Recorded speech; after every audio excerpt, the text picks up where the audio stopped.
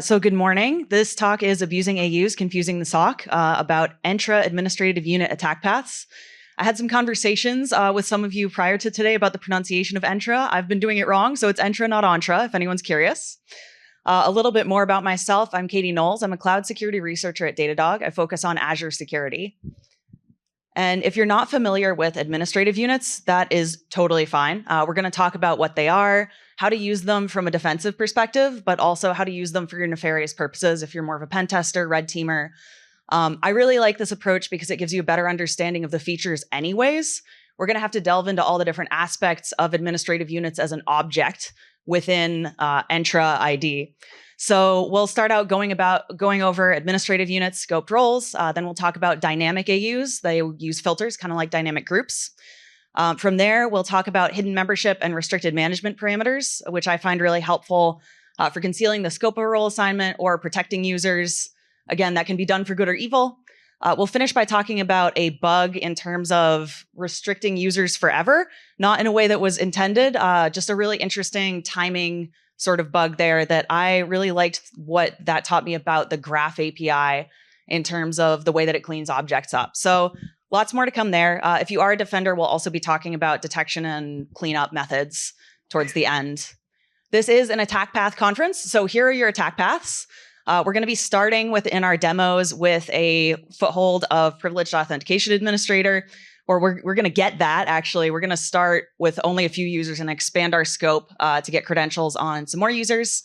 From there, we're going to reset our password and focus on our persistence methods, and then we'll close with that bug. So just a different view of that agenda. Start out just talking about administrative units in general. So if you've worked with Azure RBAC, you're probably familiar with the fact that you always need a scope. A user combined with the subscription or management group or resource group, whatever it is what's going to create your role assignment, right? You can't give someone owner without specifying what you're giving them owner over. Within Entra ID, there wasn't necessarily that concept of scope originally. The default scope was to assign everything at the tenant level over all the users forever. So if I gave you in the back the ability to reset passwords, you would be able to do that for everyone. I couldn't have control over it. We've just met. I don't really trust you. Nothing against you personally, but with administrative units, we're able to create more of a scoped role assignment within Entra ID. So I can take a couple of users, place them in an administrative unit, use that role along with the AU, and now the gentleman in the back will only be able to reset passwords for one or two people that I trust him to manage. So it's usually called a scoped role assignment when we use administrative units like this. Visually, it could look something like this. We have a user administrator with permissions at the tenant level. They can manage all the users in purple and the users in green. We have our offices potentially in San Francisco and New York. We've been doing pretty well with them, but we've just opened an office in Boston. We get a junior IT sysadmin in Boston. We don't really trust them, but we want to make sure that they can handle the Boston users. So we create an administrative unit. We place our Bostonians in there. Now they're the green users. And we create a scoped role assignment of user administrator over that AU for our junior sysadmin who's in green. This doesn't change the role assignments of, or the scope of the role assignment of the original user administrator, though. It just means that the green one has a smaller scope of their permissions. So our sysadmins who are in New York will still be able to manage everybody within the tenant.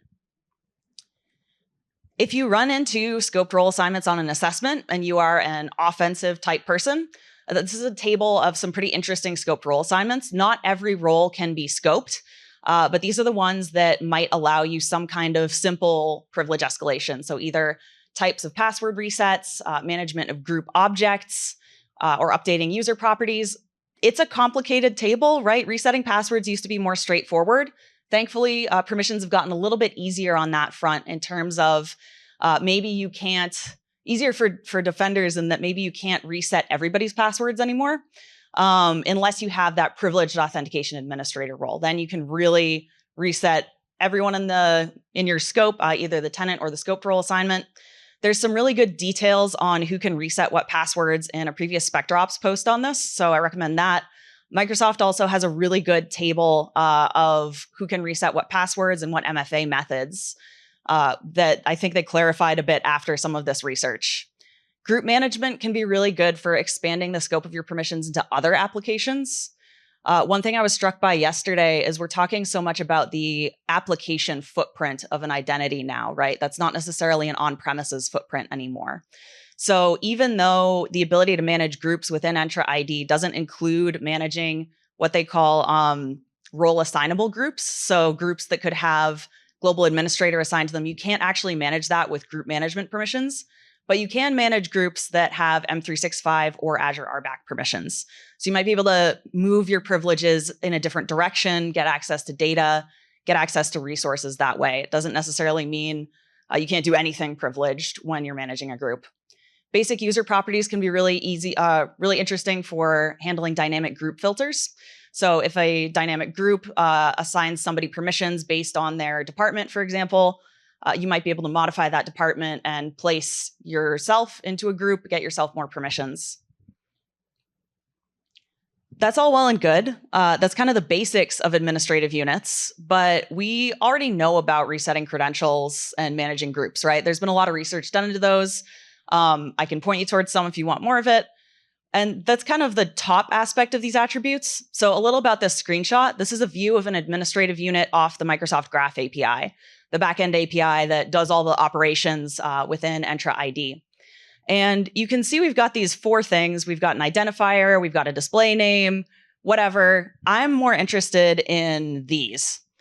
What the heck are these? When I started looking at administrative units, I was really fascinated by them, and they're going to be the rest of our talk. I think they're the more interesting parts of administrative units. Breaking down those fields, again, we're going to go into each of these in a separate section, so don't worry about understanding all of this right now. I've got Microsoft's comments on them here. But we have dynamic membership, so we can add users to administrative units based on a filter, just like with dynamic groups, but in a slightly different context. We have the ability to change the visibility of an AU. So maybe we can't see the members of that AU. We've got concealed membership going on there. And then the ability to restrict management, so we can protect specific users with that setting as well. We're going to start out by talking about dynamic filters or dynamic administrative units. We've got a different scenario now. We hired someone to administer our HR users based on that department. So we've created a dynamic membership filter. So if somebody's department is HR, they're going to be added into that administrative unit. The filter will run regularly and pull new users in. So if someone transfers departments, our scoped administrator will get access over those users. They'll be able to manage their authentication methods, do all these useful things so that the more senior admins don't have to look out for that department as closely. But on the other hand, the HR admin, again, can't manage anyone outside that administrative unit. Where this can get a little tricky, just from a basic usage perspective, is if you're filtering on properties you don't trust, then you're kind of breaking your trust in that scenario, right? You might accidentally provide scope you don't intend to that administrator. It's a little bit different than a group, right? If we have a dynamic group and somebody who's the wrong person is placed into it, they get the wrong permissions. If we have a dynamic AU and somebody is placed into it who's the wrong person, we'll accidentally expand the scope of that scoped administrator. This is our first look of how administrative units look in the portal. So just to look at that, you can see the dynamic membership rules show up here when you're using dynamic administrative unit filters. In this specific scenario, we've put all of the users from Canada into a specific AU, and you can see our test user, once their country is set to Canada, has been added into that administrative unit. Pretty straightforward. Let's say that our HR admin has been working with us for a while now. We trust them a little bit more, and it's frankly annoying that they can only administer 2 users while the rest of us have to do all these daily administrative tasks for everybody else in the company. So we're going to create another set of permissions. In this case, we're going to create the IT admin's role, and we're going to give it the ability to update basic user properties. We've had some users transferring departments or updating their names, and it's really annoying, again, that they can't help with those basic tasks. Basic properties doesn't sound very risky to me. I don't know about you. I wouldn't be very concerned about assigning this permission. So again, the HR administrator will now be able to manage authentication methods for those HR users. But in addition, they'll be able to modify basic properties for anybody in the tenant to help us out with our admin work. Looking at this more from the attacker perspective, If we had access to this HR administrator account, or we were rogue for whatever reason, we'd be able to update the department property on somebody outside that administrative unit and perhaps place them into the HR department. Once they're in the HR department, they'll be added into our administrative unit, and we will get privileged authentication administrator over that account. We could then, either reset their password, add MFA, whatever we want. A temporary access pass is a pretty great way to get in quick. If it's allowed by the tenant settings, we'll look at that in a second. And we'd be able to get in and do whatever actions on objective we want. So that's all well and good in terms of diagram perspective, but what does that actually look like in reality? In our first demo, we're going to take a little bit more time poking around with administrative units just to get a feel for them. So in this case, we've compromised the HR administrator account, and we can see that they've got some assigned roles. They have directory reader, which is not very interesting at all. They can just read basic directory stuff. They have this IT admin custom role, and that comes from the IT administrators group that they're in. And it says that they can update departments. That's kind of interesting. And then we have privileged auth administrator. This is really good. We like this, but it's only over these two really boring users. I made these users, they have no permissions. They're not interesting at all. If we try to see how they got placed in there, we actually see that it's not possible. But this is an administrative unit detail, right? We have directory reader. Because we're attackers, we're going to proxy that traffic. And looking at the same request that we just looked at that said it was forbidden, we can see that the API responded. And we'll zoom in on this in a little bit, but basically the response for the administrative unit properties shows that there is a dynamic membership rule that says anybody with a user department of HR will be added to that AU. So as an attacker, we're still able to get that information. Now we need someone to target and try to place into that AU. We're going to look up, let's say we just run across this privileged role administrator. They have privileged role administrator over the directory. We would love that because we can assign any role to ourselves with that permission. But if we go look at their properties, they are not in HR, obviously. Their department is IT. We saw that permission that said we could modify user properties, and we saw that filter that said anyone in the department of HR would be someone we have control over. So if we get the object ID of this user and put it into a new request, we're using a patch request on the Graph API to the object of this target user to change their department from IT to HR. We're going to send that request. It gets a positive response, so that's a good thing. I apologize for the tiny font and the burp screenshots. Just to explain a little more, it's all proxied traffic, so it's the same session that we're looking at in the portal. If we refresh the user details, we can see that now that we've sent that request, the department has been updated to HR, and eventually they'll be placed into our administrative unit. So now we have the ability to reset credentials on this user.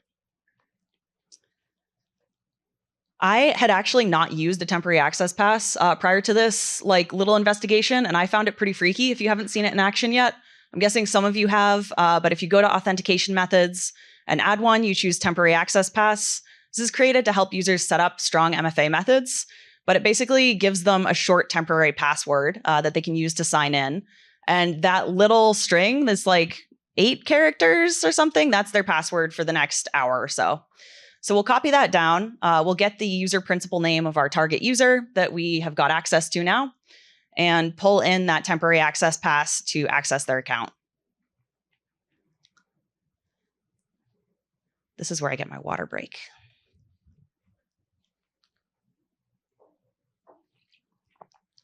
So we can see now that we've signed in as the privileged role administrator. So we've escalated from somebody who had good permissions, but not over a very good scope of users, and been able to place a new privileged user into the scope of our permissions and get access to their account. So it's a pretty specific privilege escalation, but I think it's a really fun one to think about just in terms of what permissions do we consider to be lower privileged that might be higher privileged in different contexts. The rest of this demo, I go add global administrator to our original HR user, and then kind of escalate into some Azure RBAC permissions. It's stuff you can see somewhere else, so I'll just skip over that for now. We're going to move into our persistent scenarios. At this point, we're going to look at hidden and restricted administrative units. As a heads up, any modification of administrative units requires global administrator or privileged role administrator. So they're very high privileged roles. These are things you'd only look at doing if you wanted to persist when you already had something like global admin. But I still think they're pretty cool. Hidden membership was created I am actually not sure why it was created. Every time I get to this slide and I'm like, yeah, I know why it was created. There's some demos on Microsoft's documentation that mention using it in academic settings to conceal the scope of a permissions assignment. I'm not quite sure why that would be used, but the short end of it is that it changes the way that AU membership is displayed.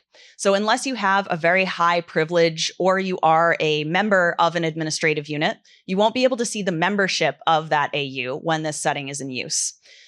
Only those privileged roles and AU members can see who is in the scope of that permissions assignment. It's not shown in the portal if hidden membership is active for an administrative unit. And if you make a direct API call to get AU members, like if you have a tool that's trying to collect them, there won't be anything to warn you of it either. If you look at the AU details with the API, that's the only way that you can see if something has hidden membership. But otherwise, you're not going to get any warnings about this. So it's good to be aware of if you've never seen it before, especially with investigations. I am so excited for your questions at the end, but I'm also afraid of stopping right now just because we've got so many demos. Thank you. So let's take a look at that in the portal. On the left, we've got a role that can view the administrative unit members, global administrator. We can see that there's some users in here. On the right, we've got a user that you might expect to be able to see AU membership, a security admin. They actually cannot see anyone in here. And there's no banners. That blue banner is just about Azure Active Directory is now Entra ID. That's nothing. There's nothing to indicate that this isn't just a half set up administrative unit. It's not very interesting from the portal perspective. Who are those privileged roles who can see into a hidden administrative unit? I had a previous talk on this where I was trying to figure this out. My investigative efforts actually ended in a little bit of failure. I figured out about the global reader, global admin, privileged role admin, the source permissions for those that you can see on the left of the purple table. But I could not figure out the combination of permissions. So I'd like to give a shout out to Nathan from Permiso for helping me understand this one. You actually need a combination of the ability to read administrative unit members along with the ability to view hidden members of an AU in order to get that. So if you create any custom roles to see AU members, or if you are looking to see if a custom role could get you access to see these are the permissions you need. It's very technical. I've got more details on my investigation into this and the updated details in our first post on administrative units we did back in September. But I just found it really interesting when you're working with graph permissions or Microsoft permissions in general. Just remember that a combination of things that might not be named the way you expect can sometimes lead to what you're looking for. Like this hidden members permission with an Entra ID, it's for groups, not administrative units. So they kind of reused a permission in a different context here. Putting on our attacker hats, concealing the scope of a role assignment sounds pretty handy, right? Maybe we want to make sure the SOC can investigate us fast enough. They aren't sure what we've done in their environment. So as an attacker, we could create a hidden membership administrative unit and add a couple of target users we might want to come back to into that administrative unit. We'd then grant either our current user or a backdoor user a scoped role assignment over that AU. It's going to be a pretty privileged role assignment, but without knowing the scope of that role assignment, it might look quite confusing to someone without the right roles. So then we can come back in, create our temporary access pass on the target user with our scoped role assignment from that backdoor user, do our nefarious deeds, but a security administrator or someone from the SOC who's investigating this might not be able to see the scope of our role assignment. They might see that the backdoor user has privileged role administrator, but they've got no idea who it's over, or maybe they think that assignment was taken away after the temporary access pass, and they draw their incorrect conclusions. It gives us 5, 10, maybe minutes, hours to keep working on our scenarios before we get burned. We're going to look at examples for hidden membership and restricted hidden membership and restricted management. There we go. With Stratus Red Team. I really love Stratus because it allows you to quickly emulate techniques, a lot of techniques in different clouds. It'll create infrastructure for you and then detonate a technique and then clean itself up. So if you are doing detection engineering or you want to see what events are generated by a certain attack, but you don't want to mess up somebody else's infrastructure, it's a really great tool for doing that. The code base is also a blast to work with. Personally, I came to this being pretty new to development and really enjoyed contributing. I've got a guide on that process as well, if you ever do want to contribute. So moving over to our demo, we are going to take a look with Stratus on the left and our Azure portal on the right. In this case, Stratus is going to create a hidden administrative unit and place place a specific target user that we want to have permissions over into that hidden AU, and then grant a scoped role assignment over that AU. So we can see that our target user has global admin. So we're targeting a global admin account to come back to later. The scope is over the directory, so that's great. Our backdoor user, we can now see, has privileged authentication administrator over the scope of that hidden administrative unit. But if we go look at the details of that, we can see the target user is in that hidden AU as a global admin. Looking at it from a different perspective, it's just completely empty. And again, no banner, nothing to warn us that this isn't actually empty. We can refresh a couple times just to demonstrate that, the membership was the same at that time. It just had different views for different users. They get a different experience in the portal. We're going to keep moving to restricted management, and then we're going to look at how these two can play together to create our confusing the SOC scenario, which I think is pretty funny from my perspective, at least. So restricted administrative units change the way that a administrative unit behaves. They actually make it so that instead of someone needing a tenant level role or a scoped role assignment, now only the user with that scoped role assignment can manage those users. This allows us to set up almost the inverse scenario. We've talked a lot about AUs for scoping permissions for accounts we don't trust. What about the scenario where we only want users we trust to manage a certain set of people? This was created to help protect VIP accounts. Think about, we want to make sure that under no circumstances can the CEO account be compromised. Maybe we've got some other folks that we care about a lot, or people who are targeted quite frequently. We can place them into this restricted management AU. And even a global administrator with a tenant level assignment won't be able to modify the users in that restricted AU unless they take the users out of it or delete the AU, something to that effect. They need to get rid of the configuration before they can do anything about it. So really good for protecting key accounts. In the Azure portal, when this is set up and somebody is in a restricted management AU, it gets this little banner at least, so you can see that this user is a member of a restricted management administrative unit. The password cannot be reset even as a global administrator. I don't know about you, but when I have global admin, I expect it to work 100% of the time, all the time. I might not be checking for errors. If I had a script that was trying to do user cleanup, I might not be looking for errors if it had the ability to disable whoever I wanted.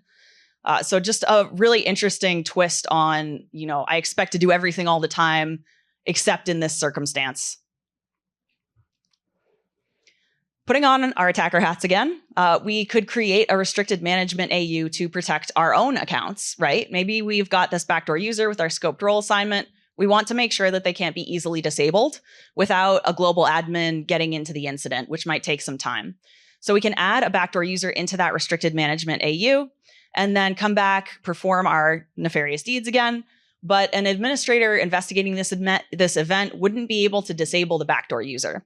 In this case, you would need to get specifically a global admin or a privileged role administrator in order to clean up this scenario. I don't know about you, but trying to get a global admin out of bed at 3 a.m. is not great. Trying to get them to do anything the same day is not great. They're very busy people.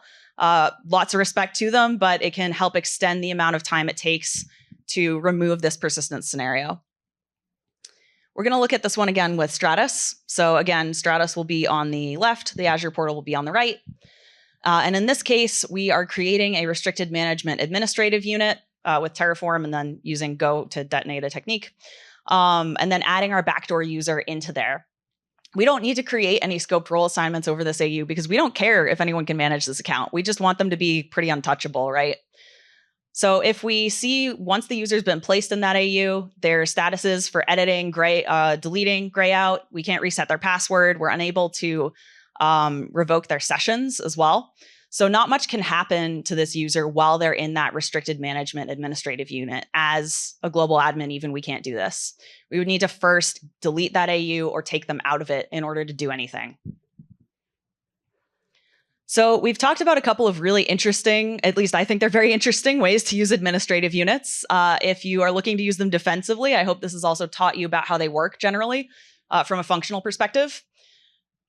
In my opinion, a security operations center wouldn't be looking for administrative unit type attacks just yet. So I was previously in an IR role with Azure. I wouldn't have known to look for this until it happened.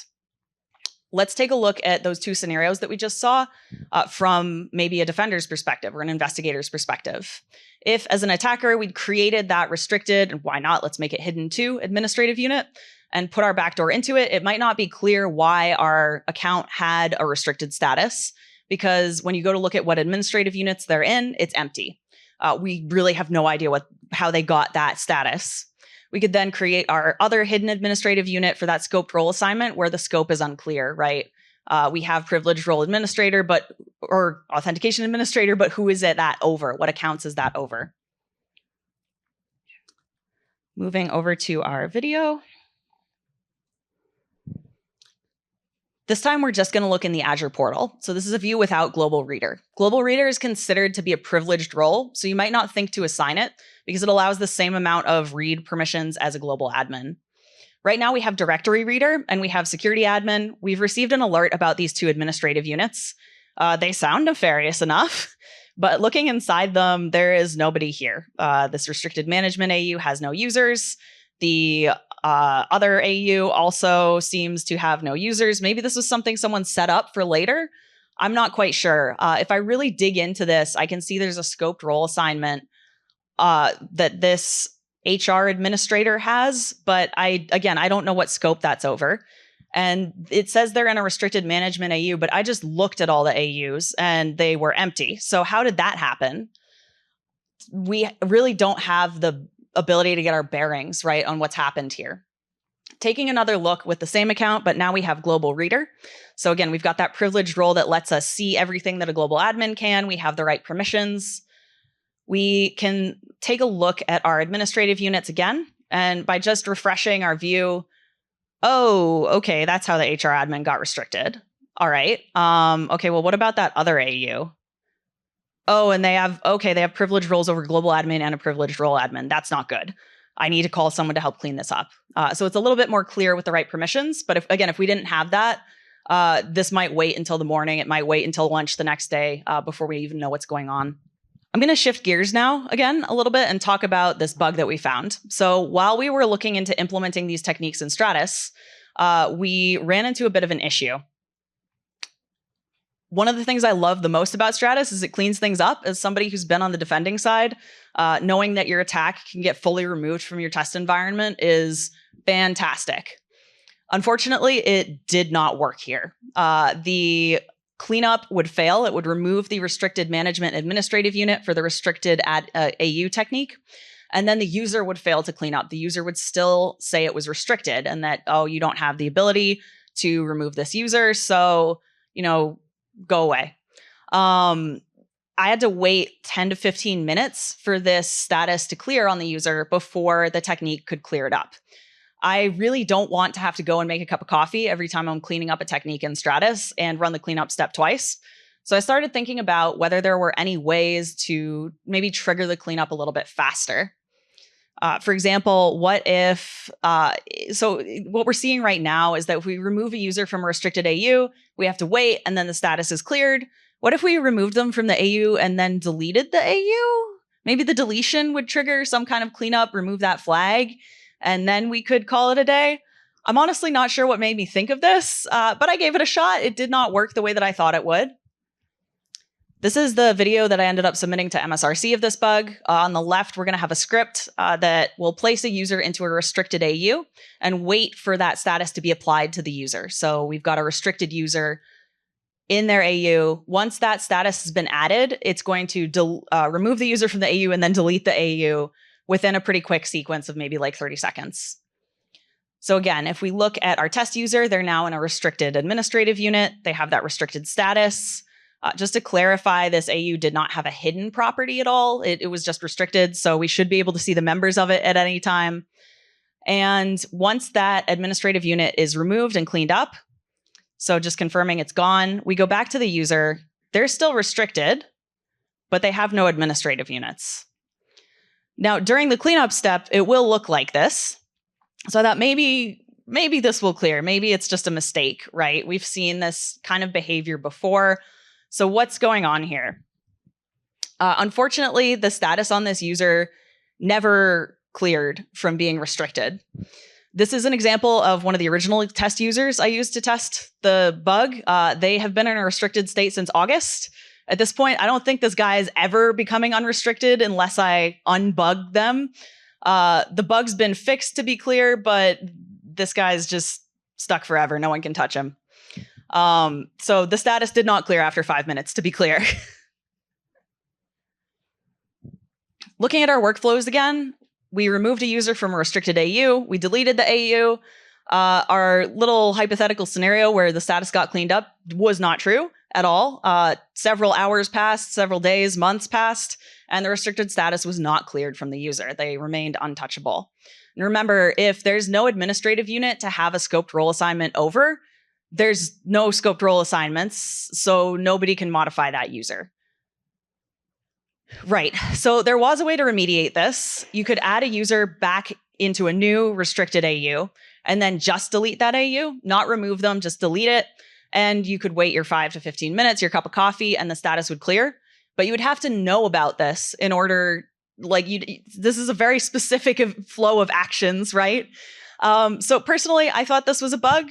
Luckily, Microsoft felt the same. This was assessed as a moderate severity security feature bypass and eventually fixed in February. We've got the full details on the timeline and all of the little process that I just showed you written up on our Security Labs blog if you would like more details about that. I am glad this is fixed because I would not want to see a user in my tenant that nobody has permissions over, that I can't assign permissions over. As an attacker, that seems like a pretty good scenario to put one of your users into. So we've talked a lot about the different attributes of administrative units, right? And how they can be misused and how they function. But what are we supposed to do if we run into these? And what do we need to know if we want to be prepared to find these kinds of activities in our environment? We need to monitor AU activities. So this slide just has a list of activities you'll want to make sure you're detecting on if you are responsible for detections or informing others of what to detect. The modification of administrative units is pretty crucial to keep an eye on. We've got the details of this on our first AU blog as well. Something that I really want to stress, if you leave this room with one thing, please make it what is in this green box. If you have any detections about adding a member to a role, if SOCs that you're working with have any detections about adding a member to a role, they need to expand or create alternative detections to cover add scoped member to role or add member to role scoped over restricted management administrative unit. If you don't have these, you will not detect when a privileged role is assigned over an AU, period, which means an attacker could go under the radar with the techniques we just talked about, which makes them a little bit more interesting, right, than just confusing the SOC. Now they're not even seeing that activity. So just keep aware that the activity names that constitute a role assignment within Entra are a little bit, there's a few more than there used to be. And I've got a list of Microsoft's full list of audit log activities too. If those ever update, you want to keep an eye on them. They keep that list updated there. If you ever run into a scenario like this, or you're trying to undo one of them, just make sure that you review the scope of a scoped role assignment and then delete the AU if it's not needed anymore, or remove a user from the AU if maybe someone put themselves into an administrative unit that they weren't supposed to be in. But you will need a global admin or a privileged role admin or a way to get one of those roles. So you'll probably want to ensure you have a playbook or something to that effect to help with responding to this kind of situation. So as a recap, I'm realizing I probably spoke too quickly. So if any of you have questions, that's also fine. Dynamic membership administrative units will use a filter like dynamic groups in order to update their membership. And that can be really good if we want to have an admin we trust less with an updated scope of permissions based on user properties. But in very specific scenarios, if the properties that we trust can be modified, that might create an expansion of the scope of permissions. Hidden membership AUs will allow concealment of the scope of a role assignment, which is good, I guess, as a defender for reasons. But as an attacker, it's really great because we can keep people from seeing who is in the scope of our role assignment. Restricted management AUs allow protecting of users. Again, that can be used for good or evil, but still requires privileges to manage and clean up. And in short, if you're leaving with one thing today, just make sure that you and the people you care about are monitoring AU activities and scoped role assignments. If you've got folks who are looking into incidents within Azure, within Entra, just double check that they've got global reader. Or if you're not comfortable with that permission, it is considered pretty privileged.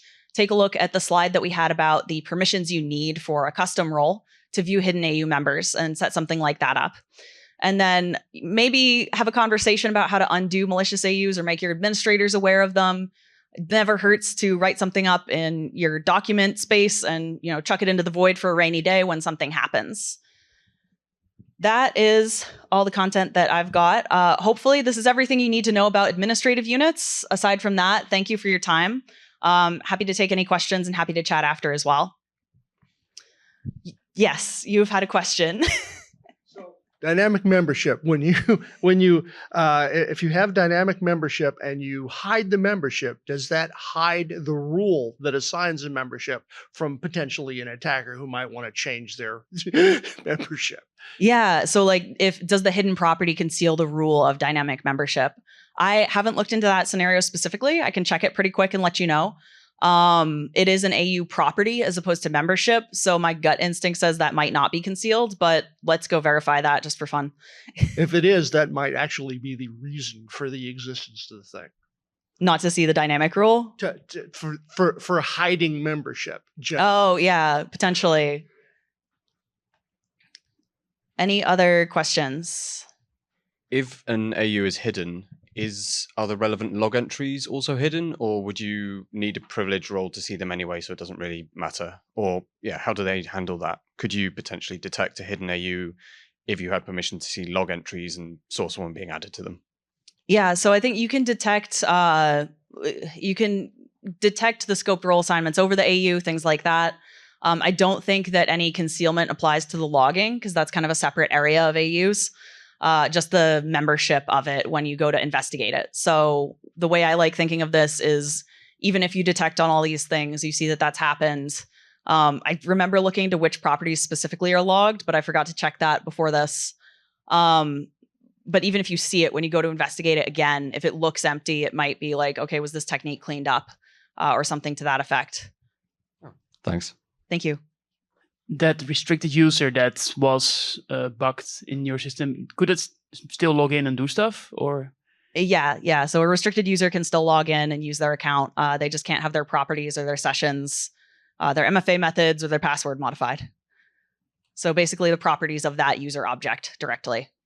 For the dynamic membership vector, I think it was the first one. Have you tried combining that with the guest invite attack, maybe on the properties to make it also an initial access vector?